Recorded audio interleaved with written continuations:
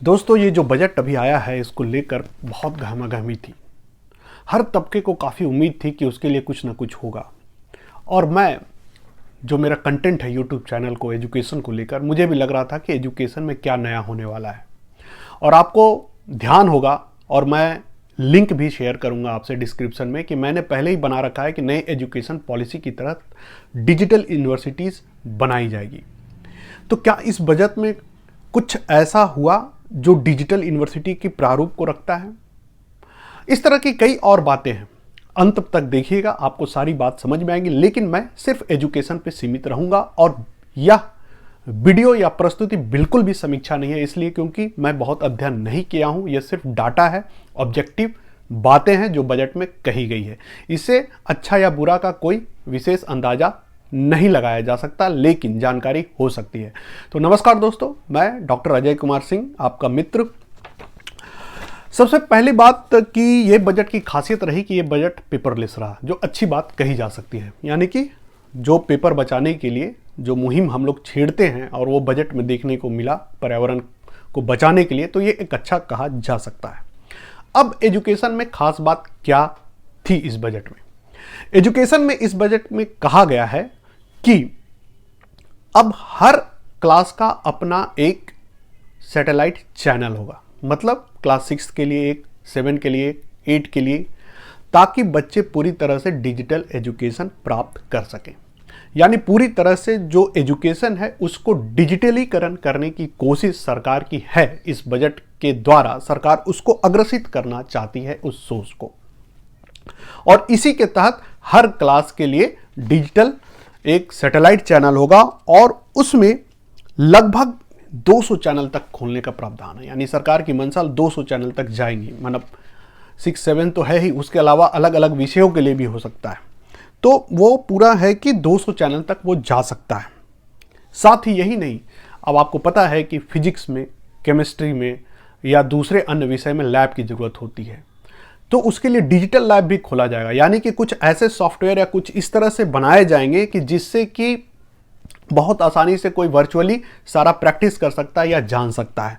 तो virtual lab होगा। यानी वर्चुअल लैब का कंसेप्ट है इस बजट में, और यह वर्चुअल लैब छात्रों को ना सिर्फ शिक्षा देगा बल्कि उनको फर्स्ट हैंड नॉलेज भी देगा, प्रैक्टिकल स्किल भी देगा। तो वर्चुअल लैब की भी बात है।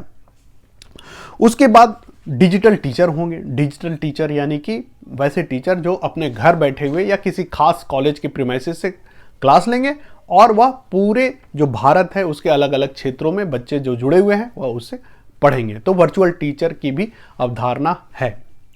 उसके बाद और मैं अगर थोड़ा सा और इसमें बताऊं तो इस बजट में यह है कि भारत की जितनी भी भाषाएं हैं, प्रमुख भाषाएं हैं, बड़ी भाषाएं हैं, उन सारी भाषाओं में शिक्षा दी जाएगी। यानी कि ऐसा नहीं है कि केवल हिंदी और इंग्लिश ही शिक्षा का माध्यम होगा या फिर कुछ बड़े भाषा होंगे, बल्कि कई भाषाओं में डिजिटल कंटेंट बनाया जाएगा शिक्षा के लिए। और वह सारा जो है वह विभिन्न विभिन्न छात्र जो कि भारत के अलग अलग क्षेत्रों में रहते हैं उनको प्राप्त होगा। और एक बात और जो इंपॉर्टेंट है कि कई बार देखा गया है कि ग्रामीण परिवेश में टीवी तो सबके घर में होता है, कनेक्शन तो सबके घर में होता है, लेकिन मोबाइल और मोबाइल में डाटा सबके घर में नहीं होता है। इसलिए चैनल खोलने पर जोर दिया गया है ताकि उन घरों तक भी शिक्षा को पहुंचाया जा सके जिस घरों में मोबाइल नहीं है या डाटा खत्म हो जाता है या डाटा उतना भरवाने में सक्षम नहीं है परिवार। इसीलिए चैनल खोलने की बात है। वो सारे चैनल फ्री टू एयर में आएंगे, और जिससे आराम से कोई टीवी खरीदकर इंटरटेनमेंट भी कर सकता है, फिल्म भी देख सकता है, और साथ ही साथ इन चैनलों का लाभ भी उठा पाएगा। और हो सकता है कि आगे आने वाले समय में गवर्नमेंट की कुछ योजना भी हो जिसमें वो इस तरह के गैजेट दे कि वो चैनल को बच्चे देख सके। अब बजट कितना हुआ शिक्षा के लिए? जो सरकार की निर्धारित बजट है, क्योंकि आप जितनी भी योजनाएं बनाते हैं अंतोगत्वा उसका जो मूर्त रूप है या धरातल पर वह तभी उतर पाएगा जब उसके लिए सही सही बजट बनाया जाएगा या बजट का व्यवस्था की जाएगी। तो आपको बता दूं कि इससे पहले यानी 2021 से लेकर 2022 का जो बजट था उसमें जो एजुकेशन एज ए होल के लिए बजट था वो 93,000 करोड़ का था। यानी आप कह सकते हैं कि 1 लाख के आसपास यानी कि कुछ कम।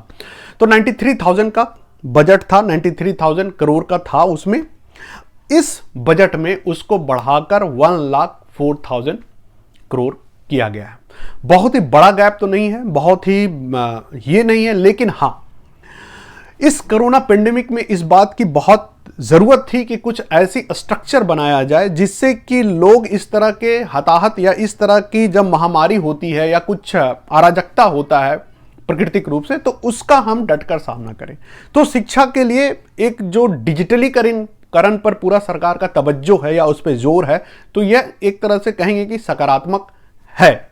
ये देखा जाए तो सकारात्मक पहल है कि शिक्षा पर खर्च किया जा रहा है, और वो दिखता है कि बजट बढ़ाया गया, यानी 93,000 से लेकर आप इस बजट में यानी 2022 और 23 के लिए जो डाटा है वह 1,04,000 करोड़ का व्यवस्था किया, 1,04,000 करोड़ का व्यवस्था है। तो कुछ तो आगे जंप है। उसके बाद इस बजट में यह भी है कि इसकी फिर से समीक्षा भी की जाती है, अगर यह कम पड़ा तो बढ़ाया भी जा सकता है, इसमें कोई दिक्कत नहीं है। तो कुल मिलाकर हायर एजुकेशन से जुड़ा हुआ ये ऑब्जेक्टिव जो डाटा थे उसका रिप्रेजेंटेशन यहाँ था। इसके बाद मैं कोशिश करूंगा कि अलग अलग क्षेत्र में रिसर्च ओरिएंटेड पढ़ाई में या और स्कूल के शिक्षा में क्या सरकार का प्लान है, कॉलेज का या यूनिवर्सिटीज़ का। तो आपको ये प्रस्तुति कैसी लगे आप ज़रूर बताइएगा, और अच्छा लगे तो सब्सक्राइब और कमेंट भी ज़रूर करिएगा। तो अभी के लिए इतना ही, फिर मिलते हैं। धन्यवाद।